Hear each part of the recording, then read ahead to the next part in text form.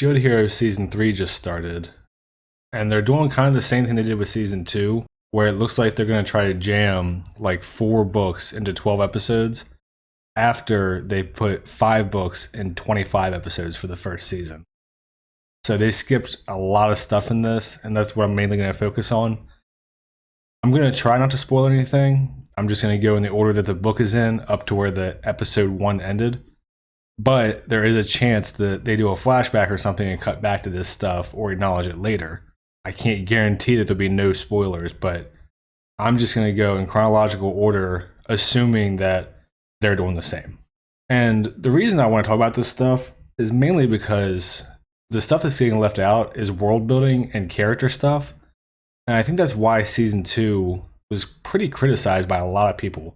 I know people make jokes about the CGI turtle and stuff, but I really think that stuff can be overlooked if they just include the full story and it doesn't feel super rushed. And I would imagine if you're an anime only fan, it's kind of confusing. I don't know, obviously, since I read the books. So this isn't a huge thing, but they explicitly say in the book that the Phoenix is going to be in 3.5 months, and they do mention it in the show, but it's very quickly, and you could probably miss it if you're not completely paying attention. They show a little blue hourglass in Naofumi's vision, and what's happening that I don't know if they fully explained is that now they had to fight these 4 guardian spirits, and the waves are essentially going to be halted in the meantime. And this has to do with the spirit tortoise's barrier being broken, and it's some kind of balance thing in the world. It's never explicitly explained, but the idea is that they can't have both guardian spirits and the waves running wild because the guardian spirit's job is to stop the waves. So that's just a little bit of what is like the prologue. And when they're going to meet the staff hero, who is obviously the king or Trash, we get this little conversation that I don't think was in the episode, where Naofumi finds out that 2.5 weeks passed in his world, but it was actually around a month in Kazuna's world. So the times aren't exactly synced up with each other, which is just a little detail, but I think it's interesting.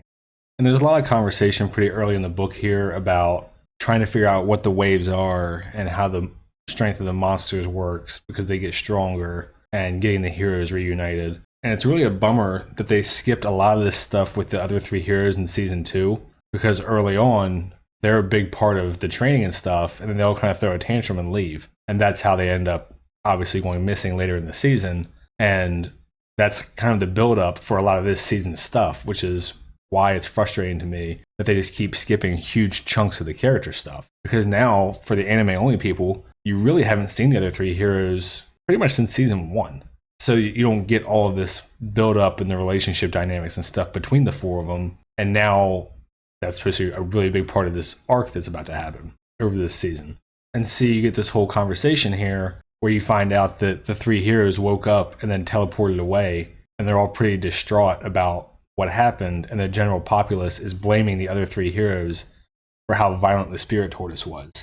So there's a lot of shit going on with the rest of the world and the other 3 heroes. And Naofumi is just now finding out because he just got back from Kazuna's world.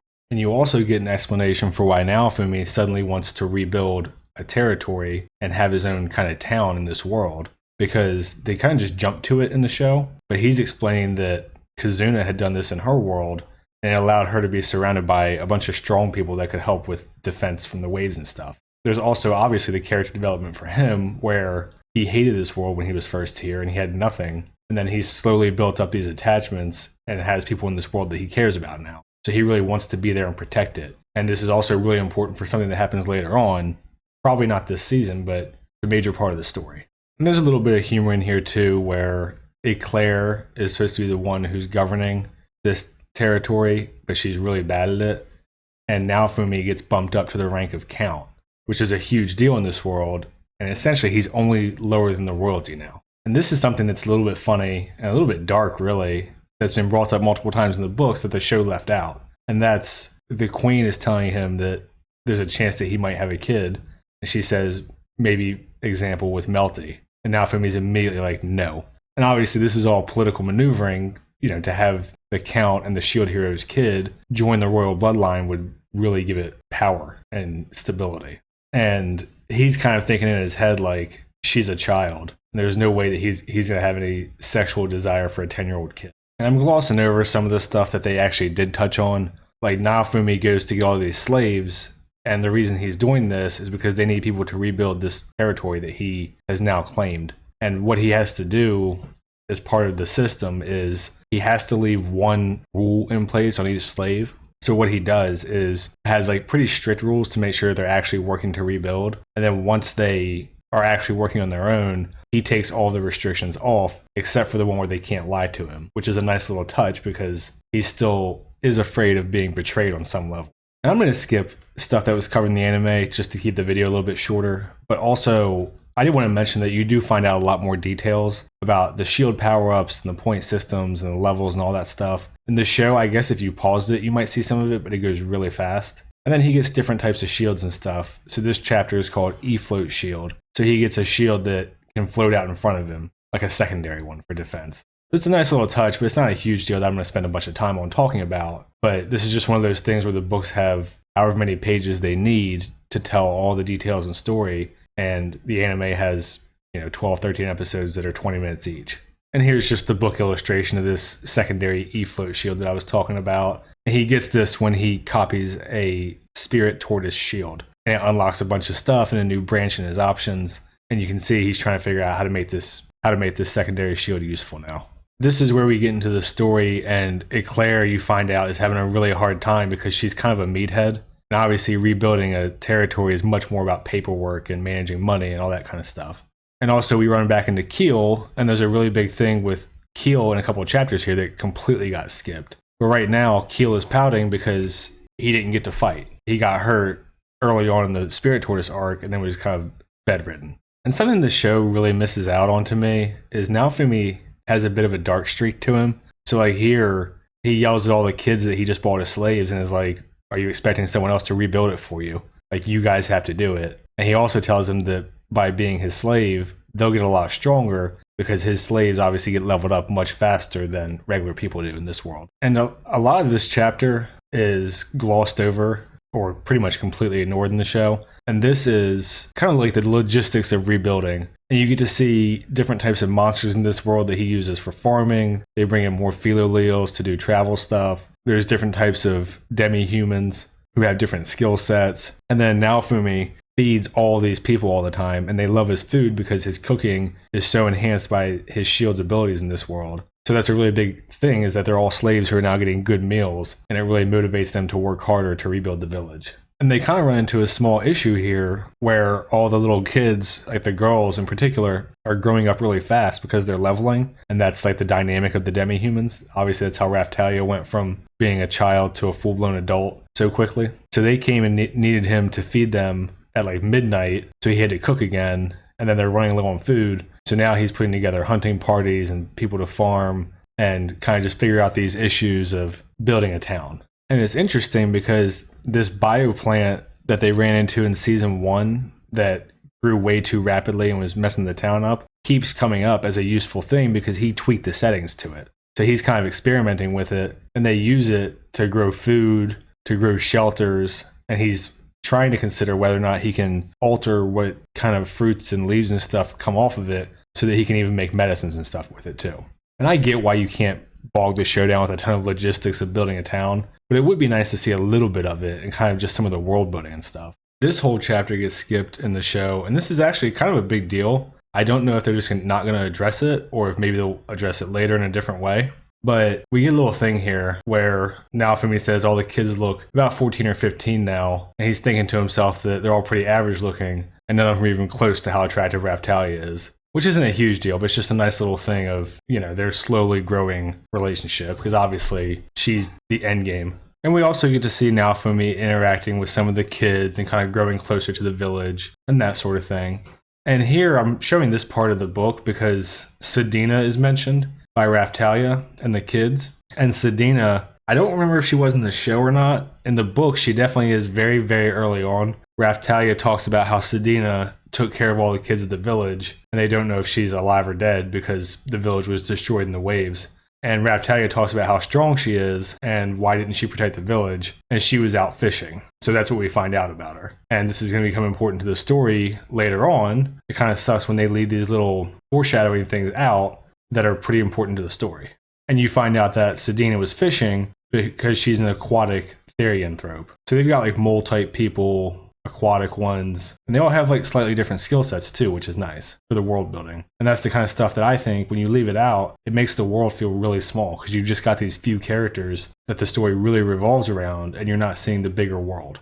The kids go down to the beach to fish, and suddenly Naofumi's like, Philo, go get Keel. And Raftalia is like, should it be Keel-kun or Keel-chan? And Keel says, what does that mean? I'm a boy. But his chest is wrapped in a sarashi cloth, which is just like a white cloth. And he's also wearing a loincloth. And we find out that Keel is a girl, and her dad raised her as a boy, which is a pretty important part of the story. And then Naofumi has this whole conversation with Keel, where Raftalia is explaining the difference between a boy and a girl. And Naofumi says, I don't care if you're a boy or girl. I just want people who can fight and be strong around me.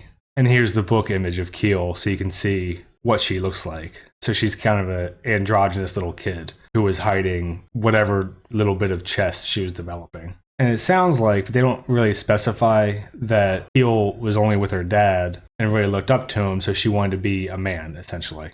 It's kind of what you can gather from this. And then all the kids are saying, who cares about boys and girls anyway? And then, of course, Philo jumps in and starts explaining that the purpose of males and females is so you can mate. And Naofumi's like, where did she learn this from? And there's a funny little interaction here where Naofumi's like, I'm putting a new rule in place. Relationships are forbidden. And he's like, I'm not trying to fix declining birth rates and have a bunch of new parents popping out babies when I'm trying to fight essentially a war.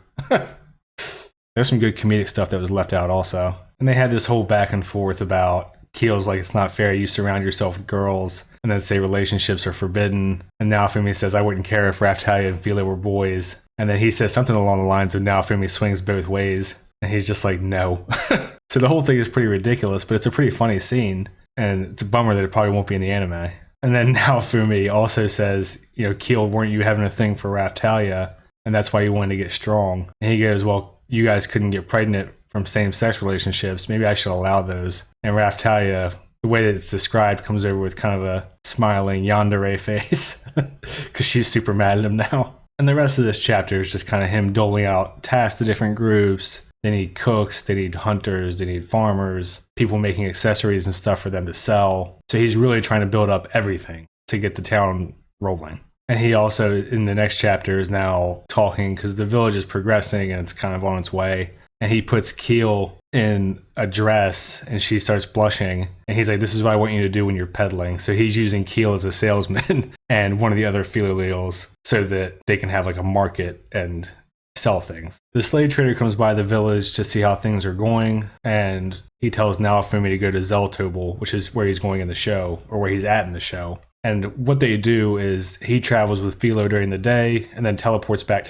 at night. He puts Raftalia in charge of the village during the day. And they kind of just, skip over this and then now they're in Zeltoble. But it's interesting. It's a small change, but in the book, the slave trader actually goes with Naofumi. And the way that the teleportation system works is they can have 3 points at any time. So he just updates one. So he travels for a day, updates it, jumps back, and then jumps back in the morning, travels, jumps back. I'm pretty much skipping the Zeltoble chapter because the anime covered it pretty much like it is. But I just want to mention that Naofumi considers a bunch of different options to raise money. So they have like Philoleo races and then all kinds of different Coliseum events and stuff. But he picked the one that's the team fighting, which is the highest payout. And what he's doing, if it's not clear in the show, is he bet on them to win against whatever odds, kind of like you would do with horse racing. So they're getting really good odds on whatever their wager is. And then they can also bet on each individual fight if they want to raise the money. And this is the chapter that I'm probably the most bummed they got skipped because it's one of the most important. And there's a moment in here that I love with Naofumi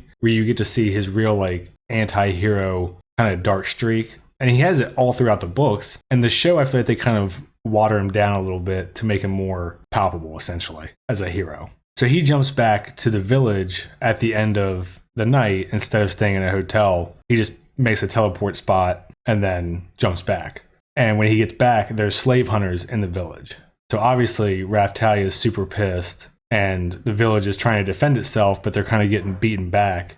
because there's a bunch of them. I don't know if they say the exact number, but I think it's like 50 or 60 is kind of the implication. And they go back and then just start cutting down the slave hunters. And I feel like they try to make Raftalia a little bit more palpable since she's, I'm assuming, people's fucking waifu for the show. But you can see here on this paragraph on the left, she cuts this guy and like the way it's described is blood erupted from him and he crumples to the ground. Naofumi is assuming he's low level. So the implication is that she just straight up killed him. So Naofumi jumps in, Raftalia and Philo jump in, the other Philo jumps in, and they're all fighting and getting rid of the slavers, or at least knocking him out of the fight. And Raftalia sends a light up to signal to the nearby villages, and you overhear one of the slavers saying that the shield hero wasn't supposed to be here. And this part's pretty messed up because what you see is that the head of the slaver group was actually a Melromark soldier, and he's the one who came to the village and sold them all into slavery. So like Keel and Raftalia and them who were there get super pissed when they see this guy.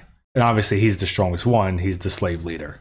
This also has to do with Naofumi's influence. The explanation that Eclair gives is that they're soldiers who came here hunting demi-humans after the wave destroyed the village. And when they found out, and Naofumi's innocence had been proven, they obviously laxed on the demi-human kind of racism stuff. So they fled the country. And this is a nice little scene. They chase off or kill the slave hunters and they round them up. And I don't think any of them escape, is how it sounds. But they round up as many of them alive as they can. And Raftalia, as a reward to the kids in the village, flies the flag that used to be there before it was destroyed. And this is a nice callback to when Naofumi made that little flag for her and put it in her burger very early on in the show and in the book. They've got them rounded up, and the gist of it from Eclair is that with so many of them, they'd probably just get their level reset and involuntary servitude instead of execution. And that apparently all these guys have connections to nobility and higher-ups, so it would really put the queen in a weird position for what to do with them because it could compromise her power politically. So now Fumi's like, this is bullshit, and if the punishment's not harsh enough, we're just going to keep getting attacked because the value of the slaves is so high that criminals will think it's worth the risk. So now Fumi says to Eclair, normally it would be up to the nobility of the area to decide what to do with them, right? And she says, typically, yes. And he gets like an evil grin on his face. He's like, I'll be back in an hour. He teleports and goes and gets the slave trader. And then he asks him to make all of the slavers into his slaves by the spell on their chest. And what he does is ask the slave trader if they have any connections to Zeltoble, which is the demi-human country that's kind of a rival with Melromark.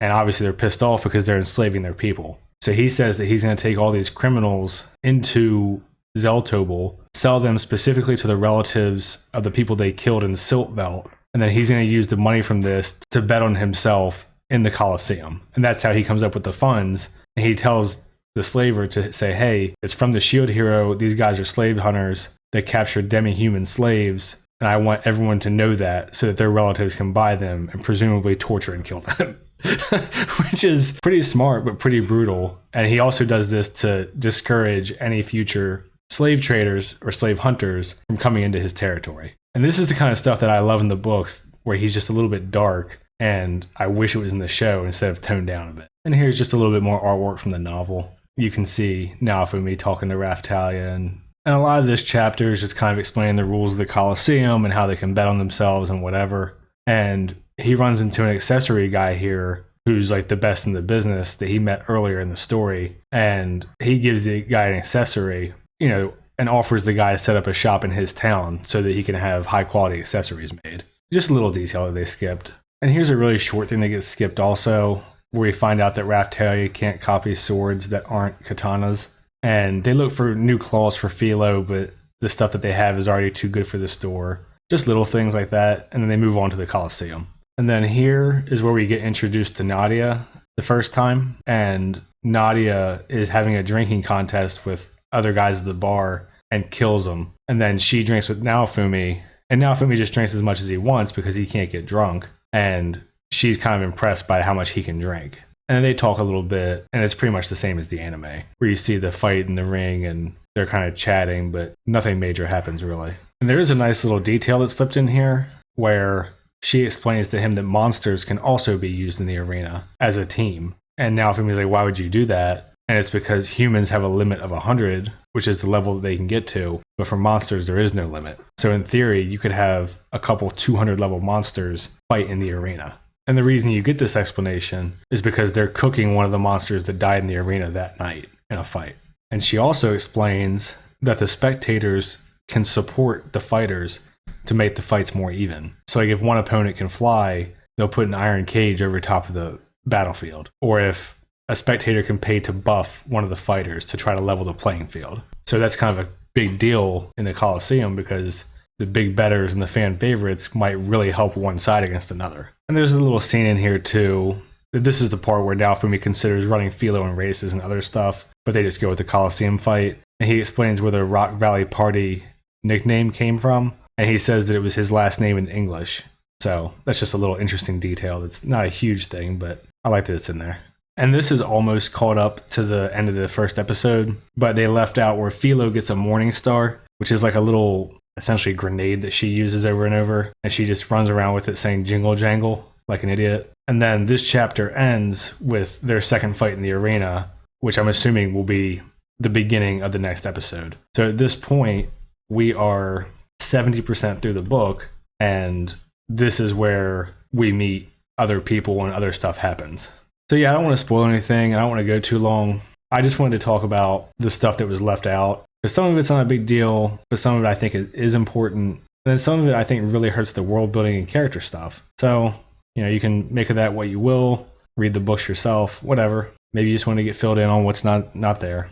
That's it for me for this one. I guess I'll be back for episode 2 and 3, although since we're 70% through, I'm sure they're going to be a little bit more thorough. And also, those are a lot of fighting. So maybe they just know the audience. Who knows? If you're still here, like and subscribe and all that shit. Thanks. See ya.